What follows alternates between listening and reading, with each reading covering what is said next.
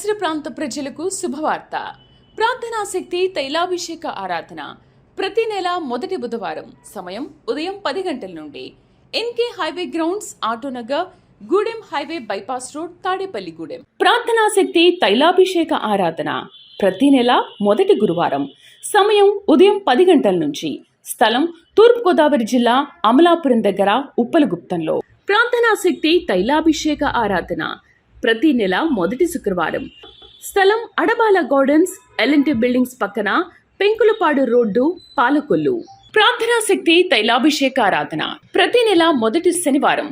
మొదటి ఆరాధన 7 గంటల నుండి 10 గంటల వరకు. రెండవ ఆరాధన 10 గంటల నుండి 1 గంట వరకు. స్థలం మేరిస్టెల్లా auditorium, పంటకాలువ road, NTR circle, Vijayawada. ప్రార్థనా శక్తి తైలాభిషేక ఆదివారపు ఆరాధన సమయం ఉదయం 8:30 గంటల నుండి. స్థలం వైస్రాయ్ గార్డెన్స్, జుబ్లీ బస్టాండ్ ఎదురుగా, సికింద్రాబాద్. ప్రార్థనా శక్తి తైలాభిషేక ఆరాధన జూన్ 10 మంగళవారం. సమయం ఉదయం 10 గంటల నుండి. Shri convention hall, C R Reddy women's college, Vatluru, Eluru. ప్రార్థనా శక్తి తైలాభిషేక ఆరాధన ప్రతి నెల 2వ బుధవారం. సమయం ఉదయం 9 గంటల నుండి. స్థలం airport road, quarry market, Renuka apartment దగ్గర, రాజమండ్రి. ప్రార్థనా శక్తి తైలాభిషేక ఆరాధన ప్రతి నెల 2వ గురువారం. సమయం ఉదయం 10 గంటల నుండి. స్థలం సుబ్బలక్ష్మి కళ్యాణ మండపం, railway new colony, Sri Kanya theatre, Visakhapatnam. ప్రార్థనా శక్తి తైలాభిషేక ఆరాధన ప్రతి నెల 2వ శుక్రవారం. సమయం ఉదయం 10 గంటల నుండి. స్థలం కాపు కళ్యాణ మండపం, ఎన్ఎఫ్సిఎల్ రోడ్, ఆర్టీఓ ఆఫీస్ పక్కన, ఆర్ఆర్ నగర్, కాకినాడ. ప్రార్థనా శక్తి తైలాభిషేక ఆరాధన జూన్ 14 శనివారం. సమయం ఉదయం 8 గంటల నుండి. స్థలం ఎస్ఆర్ గార్డెన్స్, ఈనాడు ఆఫీస్, వైరా రోడ్, వెలుగుమట్ల, ఖమ్మం. యేసయ్య నామములో మీకు వందనాలు తెలియపరుస్తూ ఉన్నాను. ప్రియులరా, ఈ దినం కొరకు దేవుడు సిద్ధపరిచిన వాగ్దానాన్ని మనం స్వాధీనపరచుకుందాం. పరిశుద్ధ గ్రంథంలో నుండి ఇర్మియా గ్రంథం 31వ అధ్యాయము 4వ వచనం ద్వారా దేవుడు మీ కుటుంబాన్ని దర్శిస్తూ ఉన్నారు. ఇర్మియా గ్రంథం, జెర్మియా చాప్టర్ 31 వర్స్ 4. ఇశ్రాయేలు కన్యక, నీవు కట్టబడినట్లు నేను ఇక మీదట నిన్ను కట్టింతును, నీవు మరలా తంబురలను వాయింతు, సంబరమపడు వారి నాట్యములలో కలిసెదవు. ఎంత అద్భుతమైన వాగ్దానం. బైబిల్ తెరవండి, నాతో కలిసి చదవండి. ఒకవేళ మీ దగ్గర బైబిల్ లేకపోతే నేను చెప్తున్నప్పుడు నాతో కలిసి మీరు కూడా చెప్పడానికి ప్రయత్నం చేయండి. ఇశ్రాయేలు కన్యక, నీవు కట్టబడినట్లు నేనిక మీదట నిన్ను కట్టింతును, నువ్వు మరలా తంబురులను వాయింతువు, సంబరమపడు వారి నాట్యములలో కలిసెదవు. దేవుడి దినాన్ని పరలోకం నుండి నీకు బలమైన మాటను అనుగ్రహిస్తూ ఉన్నాను. నీ దుఃఖ, ఆవేదన, శ్రమ, శోధనలో నలుగుతున్న నీతో దేవుడు మాట్లాడుతున్న మాట ఏంటంటే, నువ్వు ఎలాగ కట్టబడాలనుకున్నావో, ఎలా బ్రతకాలనుకున్నావో, ఎటువంటి లైఫ్ స్టైల్లో నువ్వు జీవించాలని అనుకున్నావో అటువంటిదే దేవుడు నీ జీవితంలో చేయబోతూ ఉంటాడు. నేను అనుకున్నది ఒకటి, జరిగింది ఒకటి, నా జీవితంలో ఏ సంతోషం లేదు, నెమ్మది లేదు అని అనుకుంటున్నావు కదా. ఎందుకో నా జీవితంలో అన్నీ ఇలాగే మోసమే జరిగింది, మోసపోయాను అని ఎంతో ఆవేదనతో మోసపోయాను కృంగిపోతున్న నీతో దేవుడు మాట్లాడుతూ ఉన్నాడు. లేదు, అద్భుతంగా దేవుడు నిన్ను స్పెషల్గా కట్టబోతూ ఉన్నాడు. మరలా నీవు సంబరపడు వారి స్వరముతో నాట్యము చేస్తావు, సంబరాలు చేసేవారితో అద్భుతమైన నాట్యము చేస్తావు. నాకెందుకు నాట్యం, నాకేంటి, దేని చూసుకుని నేను ఆనందించాలని అనుకుంటున్నావేమో. నా బ్రతుకులాగ అయిపోయిందని బాధపడుతున్నావా?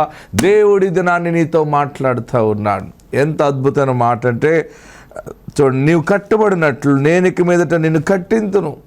నువ్వు ఎలాగా ఉండాలనుకున్నావో, ఎలాంటి ఇల్లు ఉండాలని అనుకున్నావో, ఎటువంటి అందమైనటువంటి గృహం కలిగి ఉండాలి, మంచి కారు కలిగి ఉండాలి, బండి కలిగి ఉండాలి, పొలం కలిగి ఉండాలి, పాడి పంటలు ఉండాలి, నేను ఇలాగ మహారాజులా బ్రతకాలి, నేను మహారాణిలా బ్రతకాలి, అన్నీ కలిగి ఉండాలి, సంతోషంగా బ్రతకాలి, మేడ పైన కూర్చోవాలి, లేదా నాకు మంచి లైఫ్ పార్ట్నర్ ఉండాలి, లేదా నేను పలానా దేశం వెళ్ళి సెటిల్ అవ్వాలి, నేను ఫారెన్ వెళ్ళాలి, ఎన్నెన్నో ఆలోచనలు నీకు ఉన్నాయి కదా.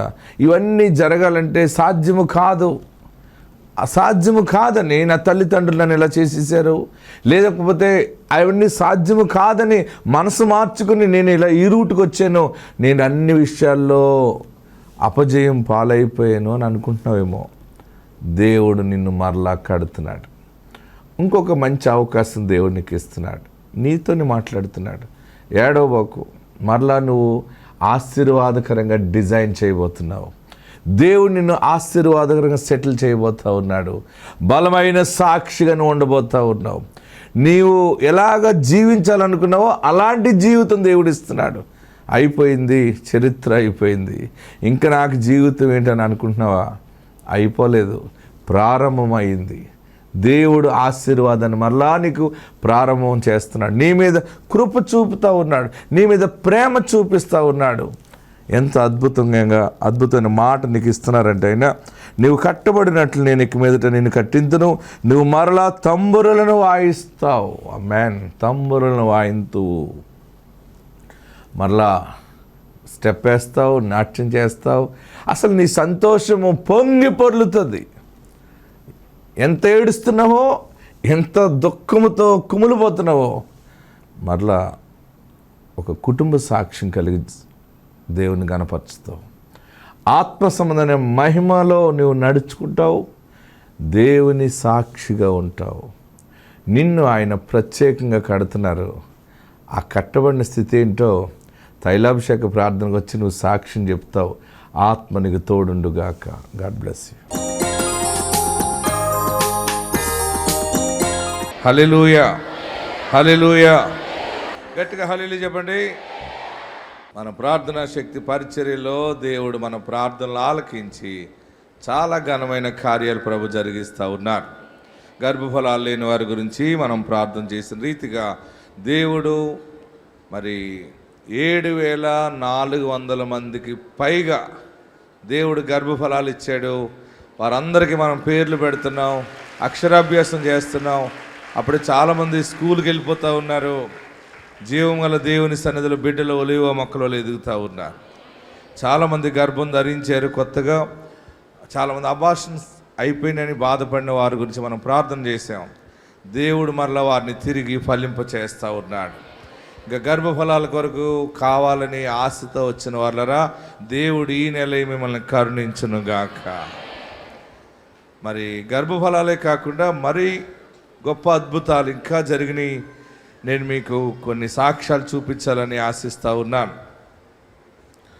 ప్రియులరా, మరి కడపలో ఒక అద్భుతం జరిగిన సాక్ష్యము ఆమె వచ్చి చెప్తా ఉన్నారు. ఏంటంటే, వారు పొలంలో బోర్ వేసుకున్నారు, నీళ్లు పడలేదు. మరలా బోర్ వేశారు, మరలా నీళ్లు పడలేదు. మరొక ప్లేస్లో బోర్ వేశారు, నీళ్లు పడలేదు.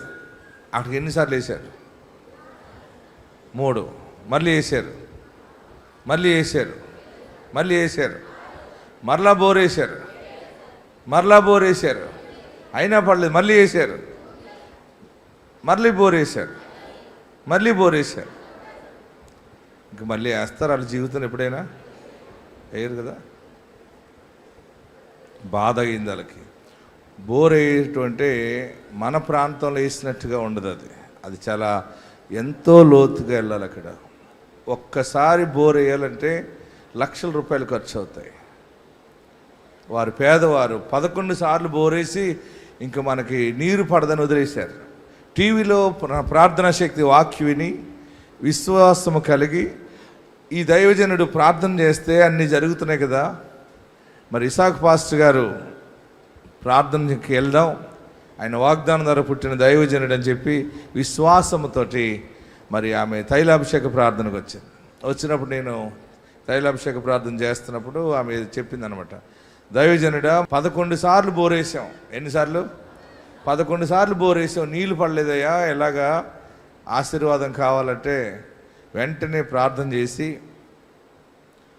ఆమెకు ఒక యాపిల్ ఇచ్చి దీవించి, ప్రార్థనా తైలం అక్కడ వేసాయి, నువ్వు బోరై, ఈసారి నీళ్లు పడతాయి. మనలో ఎవరుంటారు? మనం మాట్లాడే ఏదైనా ఆయన వాక్కు ప్రజలకి ప్రకటించాలి. అమ్మ ఈసారి వెళ్ళి బోరై నీళ్ళు వస్తాయని దీవిస్తాయి.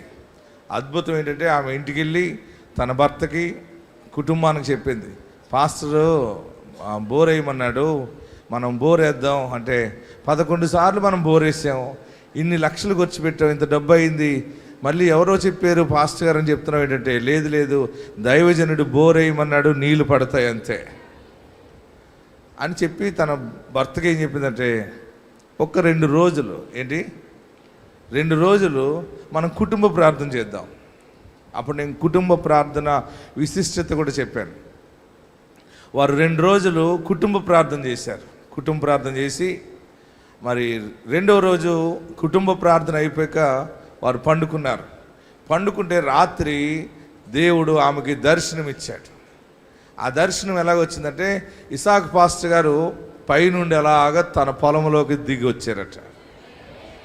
దిగి వచ్చి ఆమె భుజం చేసి, అమ్మాయిలరా బోర్ వేస్తావా, బోర్ వేయాలనుకుంటున్నావు కదా, ఇదిగో ఈ ప్లేస్లో బోర్ వేయని చూపించాడట. ఆమె ఆ ప్లేస్ని గుర్తుపెట్టుకుంది, మెలకు వచ్చింది. తన భర్తకి ఉదయకాల సమయం చెప్పింది, నాకు రాత్రి కల వచ్చింది, కలలో ఇసాకయ్య నాకు కలలో మన పొలంలోకి పైనుంచి అలా దిగి, అమ్మ ఇక్కడ బోరే అన్నాడు. ఆ 3 పాయింట్లు మనం పెట్టాం కదా, అందులో ఒక పాయింట్ ఆయన చూపించాడు, అక్కడ బోరే అన్నట. వచ్చేటప్పటికి బోర్ వెల్ని తీసుకొచ్చింది, ఆ మిషన్ వచ్చింది, బోర్ వేస్తుంటే ఆమె వీడియో తీసింది. మీరు అందరూ చూడండి, ఆ వీడియో కూడా తీసుకొచ్చాను. సరిగ్గా నీటి బొగ్గ బయటికి పైకి తన్నింది, ఏకంగాని విస్తారమైన జల వచ్చింది. ఇదిగో మీరు బోర్ చూడండి, ఈ నీరు ఏ రీతిగా పైకి తన్నేస్తుందో. 11 బోర్లు అక్కడే ఇస్తే రాలేదు, కానీ ఆమె ఎవరి మీద ఆధారపడింది? దేవుని మీద ఆధారపడింది. వాక్కు దైవజనుడి దగ్గరికి వెళ్ళింది తెలుసుకోవడానికి. ఆమె కలలోకి దేవుడు తన సేవకుడిని పంపించాడు. కళ్ళలోకి ఎవరు వచ్చారు? నేనే, ఇసాక్ పాస్టర్. ఆమెన్. హల్లెలూయా. గట్టిగా హల్లెలూయా చెప్పండి. మన ప్రార్థన దేవుడు గౌరవిస్తూ ఉన్నాడు. మీ ఇంట్లలో కూడా ఎంత పెద్ద సమస్యను భయపడకండి. ఇది మీరు చెప్తే మేము ఎలా నమ్మాలని అనుకుంటున్నారా? వారే మన కడపొచ్చి సాక్ష్యం ఇచ్చారు. కొన్ని సాక్ష్యాలు మనము నమ్మలేనన్ని కార్యాలు యేసయ్య చేస్తాడు. ఆమెన్. చూడండి, ఆమె వచ్చి చెప్పిన సాక్ష్యం ఇందాం. మా ఊరు కేశాపల్లి. మా సాక్ష్యం ఏదంటే, మేమైతే 11 బోర్లు వేసాము. తోటలో నీళ్ళు చూపించే వాళ్ళని తోలుకొచ్చి ఆడ చూపించినా 11 బోర్లు వేసాము. నీళ్ళు వల్ల నీళ్ళు పడుకోకుండా మేమైతే ఇసాకయ్య గారు చెప్పేది మేము టీవీలో విన్నాము. అనంతపురానికి వచ్చి అయ్యగారిని అయితే అడిగాం. మేము 11 బోర్లు వేసి చాలా అప్పులు చేసామయ్యా, మాకైతే నీళ్ళు వల్లేదయ్యా అని మేము అయ్యగారిని అడిగాం. కుటుంబంతో వచ్చి అయ్యగారిని అడిగినప్పుడు అయ్యగారు ఆపిల్ పండు తీసుకొని, పట్టయ్య ఎల్లుతాయిపోయి బోర్ అయిపో అని చెప్పాడు.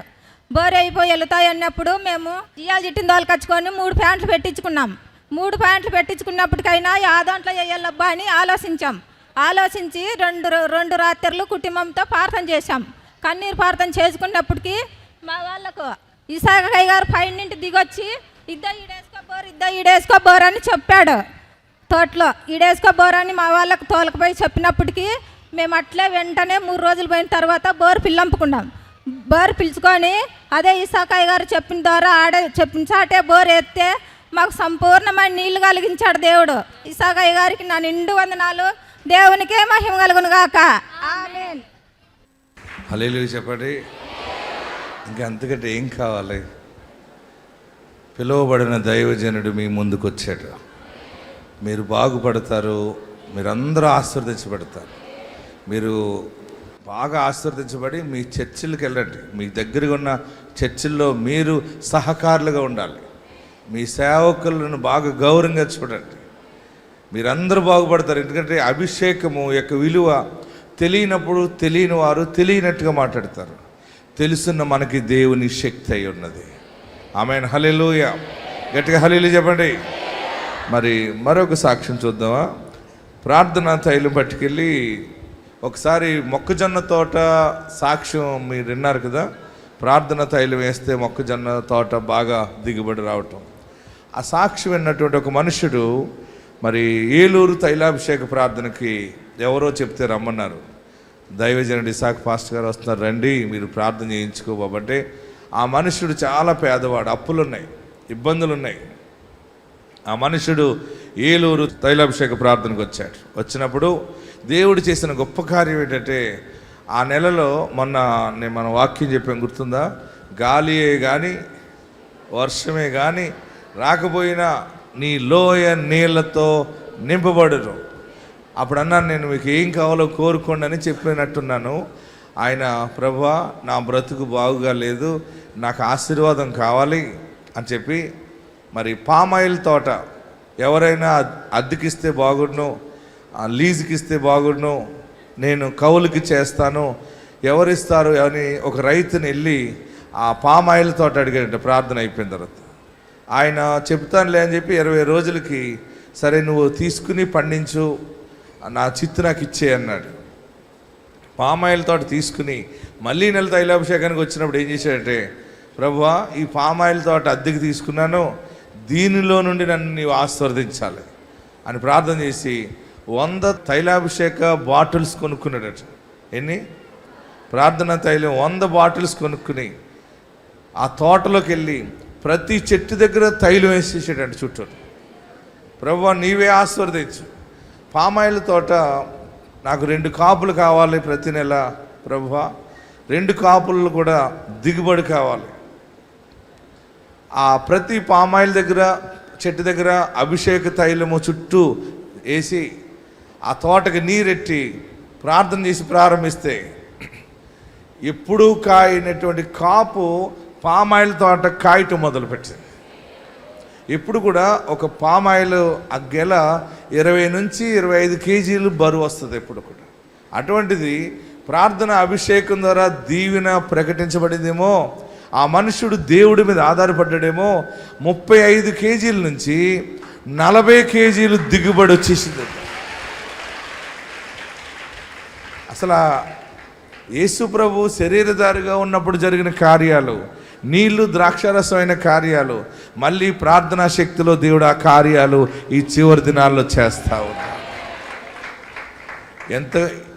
ఎప్పుడు కూడా పామాయిల్ ఆ చెట్టు గెల 20 నుంచి 25 కేజీలు వెళ్ళాలి. అటువంటిది 35 నుంచి 40 కేజీలు పైన బరువు రావటం మొదలైంది. అంతటితో అయిపోలేదు.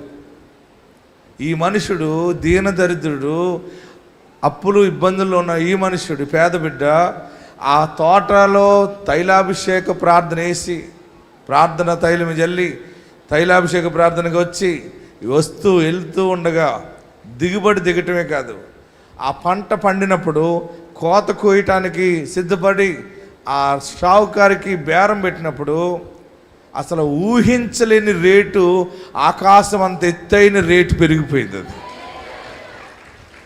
అసలు ఎలాగుందంటే ఈ సాక్ష్యం మీరు వినండి. ఈ ఒక్క సాక్ష్యం చాలు నీ బ్రతుకు కాలం అంతా క్రీస్తుతోనే బ్రతికేస్తావు నువ్వు. అప్పుడు అంటున్నాడు, ఎక్కడ లేని రేటు వచ్చి పడిపోయింది, దిగుబడి వచ్చేసింది. ఇది దేవుడు చేసిన కార్యం. ఒకసారి చూద్దాం రండి, విందాం. ఆ తోట సాక్ష్యం వీడియో కూడా తెచ్చాడు. ఎస్, నా పేరు దేవదాసు. మాకు ఈ తైలాభిషేకం గురించి తాతగారు 5 సంవత్సరాల క్రితం నాకు చెప్తే నేను వచ్చే నెల వస్తా అని నేను మొత్తం రాకోకుండా నిర్లక్ష్యం చేశాను. నెక్స్ట్ నెలలో తప్పకుండా ఇక్కడికి రావాలని అనుకున్నాను. నెక్స్ట్ నెలలో వచ్చాను. నాకు కొంచెం బాగా ఇల్లు కట్టుకోవటానికి బయట అప్పులు తెచ్చి బాగా ఇబ్బందుల్లో ఉంటే ఇక్కడికి వచ్చినప్పుడు అయ్యగారు మీకు ఏం కావాలో ఏంటో కోరుకోండి అన్నాడు. కొంచెం నాకు అప్పుల రుణాలు ఉన్నాయి, తీరిపోవాలని కోరుకున్నాను. కొంత అప్పుల రుణాలు తీరిని. తర్వాత ఈ నెల నుండి స్టార్ట్ అవుతుంది. మీకు ఏం కావాలో మీరు డేట్ పెట్టుకోండి. గాలియే కానీ వర్షమే కానీ రాకపోయినా మీ లోయ నీళ్లతో నింపుతుందని ఆ రోజు వాక్యం చెప్పాడు. తర్వాత నీకేం కావాలో కోరుకోండి అంటే అయ్యగారు నెక్స్ట్ నెలలో వచ్చినప్పుడు పామాయిల్ తోట అయితే నాకు నెలకి 2 సార్లు డబ్బులు వస్తాయి, ఇంటికి లోన్ తెచ్చిన డబ్బులు కట్టుకోవటానికి ఇబ్బంది లేకుండా ఉంటుందని చూసి నేను ఆ కోరుకున్నాను. పామాయిల్ తోట తర్వాత ఒక రైతుని అడిగితే ఆయన ముందలు ఇవ్వనని చెప్పి 4 రోజుల తర్వాత ఫోన్ చేసి మళ్ళీ నాకు ఆ పామాయిల్ తోట ఇవ్వడం జరిగింది. ఇచ్చినాక జొన్న తోట పొలంలో ఈ తైలం పోతే జొన్నలు బాగా పండియని విన్నాను సాక్ష్యంలో. నేను కూడా 100 బాటిల్ తైలాభిషేకం బాటిల్ తీసుకెళ్ళి చెట్టు చుట్టూ నీళ్ళలో కలిపి పోసాను. పోసిన తర్వాత 20 కేజీలు 25 కేజీలు ఉండే గెల 35 నుంచి 40 కేజీల వరకు వచ్చి ఆయనది 7 ఎకరాలు, నెలకి ఈ 6 టన్నులు అయితే నాది 3 ఎకరాలు, నెలకి 7 టన్నులు దిగి నేను తీసుకో క్రితం పామాయిల్ రేటు 13,000 ఉండేదండి. నేను తీసుకున్నాక టన్ను 40,000కి వచ్చింది. అక్కడ నుంచి అసలు తగ్గట్లేదు. ఇక్కడికి వచ్చినాక నాకు కొంచెం అప్పుల బాధ తీరింది. ఇదే నా చిన్న సాక్ష్యం. 13,000 రేటుని దేవుడు ఎంత మార్చాడు? కేవలం ఈ మనిషి కోసమే మార్చాడేమో అనుకుంటాను నేను. ఆయన ఒక్క మనిషి కోసం ఏదైనా చేస్తాడు. ఆయన అందరూ ఏంటంటే ఎక్కువ మంది ఉంటే ఇంతమంది ప్రజలు కోరుతున్నారని చేసేవాళ్ళు ఉంటారు. గవర్నమెంట్ అంటారనమాట, ఒక 10-100 మంది కలిసి, ఒక 1000 మంది కలిసి ఏదైనా అడిగితే మాకు ఇది కావాలంటే దానినే గవర్నమెంట్ అంటారనమాట, ప్రభుత్వం. కానీ దీన స్థితిలో ఉన్న నీ కోసము దేవుడు ఏదైనా చేయటానికి దిగి వస్తాడు. అప్పులున్నాయా మీ అందరికీ? బాధపడకండి. ఇబ్బందులు ఉన్నాయా? బాధపడకండి. నేనున్నా ప్రార్థిస్తున్నాను, ప్రతి ఒక్కరి మీద చేతుల నుంచి ప్రార్థిస్తున్నాను. పరమందు యేసయ్య ఉన్నాడు, ఆయన కనుదృష్టి నీ మీద ఉన్నది. నీ ఆదాయము మారుతుంది, మీ స్టాండర్డ్ మారుతుంది, మీ బ్రతుకులు బంగారు బ్రతుకులుగా మారుతాయి. చనిపోవాలని అనుకోకండి, సూసైడ్ చేసుకోవాలనుకోకండి. నేనున్నా ప్రార్థించటానికి, ఆయన ఉన్నాడు దీవించటానికి. ఇంకెవరు కావాలి నీకు? కుడి చేయి పైకెత్తండి, తల పైకెత్తండి. నేను చెప్పింది చెప్పండి. ఓ సాతానా, ఓ దుష్టుడా, ఓ సాతానా, ఆలకించు. యేసు నాతో ఉన్నాడు, యేసు మాతో ఉన్నాడు, అద్భుతములు చేయబోతా ఉన్నాడు. నీకు సిగ్గు కలుగుగాక, యేసు నామములో నువ్వు దూరం అవునుగాక. గట్టిగా చప్పట్లు కొట్టండి. హల్లెలూయా. యేసు మనతో ఉన్నాడు. ఆమేన్. మీరేం భయపడకండి. అందుకని ప్రతిరోజు మీ ఇంటికి వాగ్దానం ద్వారా మిమ్మల్ని దర్శిస్తూ ఉన్నాను. టీవీ పరిచర్య ద్వారా మీ అందరి గృహాలకి వస్తున్నాను. అది చాలా కష్టమైన పని. అది ఇక్కడ వాక్యం చెబుతూ, సాక్ష్యాలు చెబుతూ, అందరి కొరకు ప్రార్థన చేసి, మళ్ళీ మిమ్మల్ని దృష్టిలో పెట్టుకుని స్టూడియోకి వెళ్ళి ప్రతిరోజు ఒక మాట వాగ్దానాన్ని మీకు ప్రకటించడానికి మళ్ళీ దానికి కొంత టైం కేటాయించుకుని, అస్సలు ఆ సమయం ఉండదు, చాలా కష్టం. ఆ కెమెరా ముందు కూర్చోవటమే తెలుస్తుంది. ఎవరింట్లోకి వచ్చి మాట్లాడుతున్నా నాకు తెలియదు, కానీ ఒక అద్భుతం అయితే చెప్తాను ఏంటంటే, మిమ్మల్ని నేను క్లియర్గా చూడగలుగుతూ ఉన్నాను. అది మీరు గ్రహించండి. మీతోనే పరిశుద్ధాత్ముడు అందుకే మాట్లాడుతూ ఉన్నాడు. ఆమేన్. ఆ టీవీ స్టేషన్లో, ఆ కెమెరా స్టూడియోలో నేను ఇలాగ ఉన్నప్పుడు, వాగ్దానం ప్రకటిస్తున్నప్పుడు ప్రార్థన చేసి, మనుషుడు సిగ్నల్ ఇస్తాడు అనమాట. సిగ్నల్ ఇచ్చిన వెంటనే నేను ప్రార్థన చేసుకుంటాను. ప్రార్థన చేసి వాగ్దానాన్ని ప్రకటిస్తూ ఉంటాను అనమాట. యేసయ్య నామములో మీకు వందనాలు చెప్తున్నాను అంటాను, చూసారా? అదొకటే తెలుస్తుంది, ఇంకా అక్కడి నుంచి నాకు ఏం తెలియదు. నన్ను మరుగు చేసి పరిశుద్ధాత్ముడు మీతో మాట్లాడుతాడు. అదే పరిశుద్ధాత్ముని యొక్క కనెక్టివిటీ అనమాట. ఆమేన్. కనుక యేసయ్య మీతో ఉన్నాడు అనడానికి సందేహము లేదు. ఎక్కడున్నవారు అక్కడ లేచి నిలబడి, ఎక్కడున్నవారు అక్కడ లేచి నిలబడి, నేను మర్చిపోలేకపోతున్నాను.